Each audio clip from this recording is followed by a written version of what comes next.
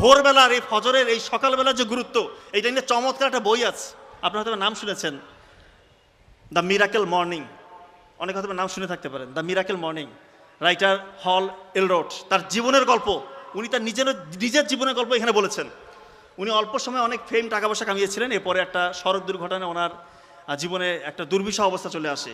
কেউ বলে না যে উনি উঠে দাঁড়াতে পারবে, সুস্থ হইতে পারবে, কেউ বলে না। সব জায়গায় দাঁড়িয়ে দাঁড়িয়ে ঘুচে কি করলে পরে আমি আগের মতো আমার যে আল্লাহ তাআলা যে বরকতগুলো দিয়েছিল সেটা আমি আবার ফিরে পাবো। এক জায়গায় গেলেন, খুব শুভাকাঙ্ক্ষী, উনি বলতেছে তুমি ফজরে উঠো, উঠে এই কাজগুলো করো, মানে সকালবেলা উঠতে বলেছেন। তা উনি বলেছেন ওনার নিজের জীবনের গল্প থেকে নেওয়া 6টা কাজ করতে বলেছেন সকালে উঠে। এই 6টা কাজ যদি কেউ করে সে নিশ্চিত সফল। এবং উনি পরে দেখিয়েছেন ওই স্টেজ থেকে ওনার যে হারানো গৌরব, উনি ওটা খুঁজে পেয়েছিলেন। ওই 6টা কাজ কি? উনি 6টা কাজকে সংক্ষেপে বলেছিলেন সেভার্স ল, SAVERS, সেভার্স। এসতে হচ্ছে সকালে উঠে বলতেছেন, এসতে সাইলেন্স, নীরব থাকতে হবে, একটু ধ্যান করতে হবে। তা আমরা যেহেতু আমরা মুসলিম, আমরা ধ্যানটা কীভাবে করবো? রাসূলুল্লাহ সাল্লাল্লাহু আলাইহি ওয়াসাল্লাম আমাদেরকে শিখিয়ে দিয়েছেন। ফজরের নামাজের পর আপনি একটু বসে 33 বার সুবহানাল্লাহ, 33 বার আলহামদুলিল্লাহ, 34 বার আল্লাহু আকবার পড়েন।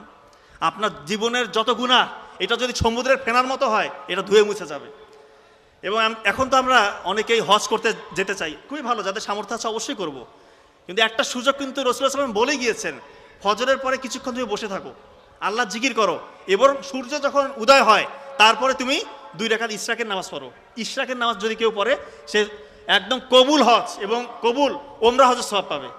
আমরা এই সুযোগটাকে হাতছাড়া করবো না। যে যে লেভেলে স্টুডেন্ট আছেন ফজরটাকে কাজে লাগান। তার মানে সাইলেন্স খুবই ইম্পর্টেন্ট। 2 number affirmative.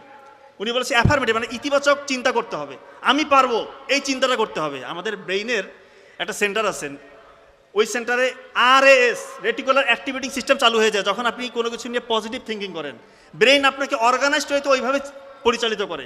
আপনি যখন চিন্তা করবেন যে আমি এটা হব, ইনশাল্লাহ আপনি সেটাই হতে পারবেন। এটাই উনি বলেছে, অ্যাফার্মেটিভ, পজিটিভ চিন্তা করতে হবে, কখনো নেগেটিভকে জায়গা দিবেন না। নেগেটিভ থিঙ্কিং করবেন, আপনি কখনোই ভালো কিছু করতে পারবেন না। 3 নাম্বার ভিজুয়ালাইজেশন। উনি বলছেন আপনি যে স্বপ্ন দেখছেন, ধরেন আপনি হতে চান বিজ্ঞানী বা ডাক্তার, ইঞ্জিনিয়ার, BCS ক্যাডার বা আরও বড় কিছু উদ্ভাবক হতে চান, আপনি এখন থেকে ওইটার স্বপ্ন দেখেন, কল্পনার মধ্যে ওইটা নিয়ে চিন্তা করেন যে আপনি ওই কাজগুলো করতেছেন। আপনি কিন্তু এখন কিছু হন নাই, কিন্তু আপনার স্মৃতিতে ওইগুলো নিয়ে আপনি স্বপ্ন দেখতেছেন, ওই RAS চালু হয়ে যাবে, আপনাকে ইনশাল্লাহ ওই জায়গায় নিয়ে যাবে। চমৎকার সিস্টেম। SAVE, এটা হচ্ছে এক্সারসাইজ করতে হবে, অ্যারোবিক এক্সারসাইজ করবেন। অর্থাৎ যে এক্সারসাইজ করলে পরে আপনার শরীরে একটু ঘাম ছুটে, রক্তটা একটু টকবগে হয়, চলন্ত রক্তে কখনো রোগ জীবাণু বাধা পারতে পারে না। অনেকে আছে শুয়ে বসে দিন কাটে, এটা করবে না। ছেলে মেয়ে যে আছেন সকালবেলা উঠে আধা ঘন্টা একটু এক্সারসাইজ করবেন, একটু ঘাম ছুটাবেন, দেখবেন যে আপনার ব্রেনটাও চাঙ্গা হবে, আপনি সুস্থ থাকতে পারবেন। আর তো হচ্ছে রিডিং, পড়তে হবে। সকালবেলা উঠে এগুলো করলাম কিন্তু পড়লাম না, তা হলো না। পড়তে হবে, এবং পড়ার সিস্টেম আমরা জানি যে 80 ভাগ নতুন পড়া পড়বো, 20 ভাগ পুরানো পড়া পড়বো।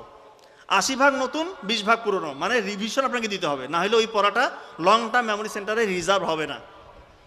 সর্বশেষ এসতে হচ্ছে স্ক্রাইবিং। স্ক্রাইবিং হচ্ছে লেখা। উনি বলেছে কেউ যদি পড়ার পাশাপাশি লিখে, ওর ওই পড়াটা দীর্ঘমেয়াদী স্মৃতি সেন্টারে রিজার্ভ হওয়ার প্রবণতা অনেক গুণ বেশি, এবং বিজ্ঞানে এটা প্রমাণ করছে। পড়ার সাথে সাথে লিখবেন, আপনার জীবন বদলে যাবে ইনশাল্লাহ। এক্ষেত্রে আমি একটা সত্যি ঘটনা বলি। ক্লাস 9 পর্যন্ত কিন্তু আমি ব্যাক বেঞ্চার ছিলাম। Back bencher. নাবিল ভাই বলতেছে যে ভাই তুই একটা কাজ কর, তুই যে প্রশ্নটা পড়তেছিস সেটা শুধু লেখ, আর কিছু করতে হবে না তোকে। ক্লাস 9 আমি গ্রামের স্কুলে ব্যাক বেঞ্চার।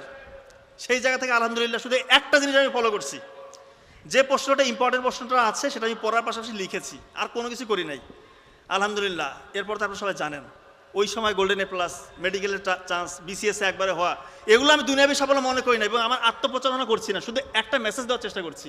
আমার মতো ব্যাক বেঞ্চার যদি একটা জিনিস ফলো করে হয়, আপনারা আমার থেকে 1000 গুণে ভালো। ইনশাআল্লাহ আপনারা ফজরকে কাজে লাগান, এই 6টা কাজ করেন, দেখবেন যে ইনশাআল্লাহ জীবন বদলে যাবে।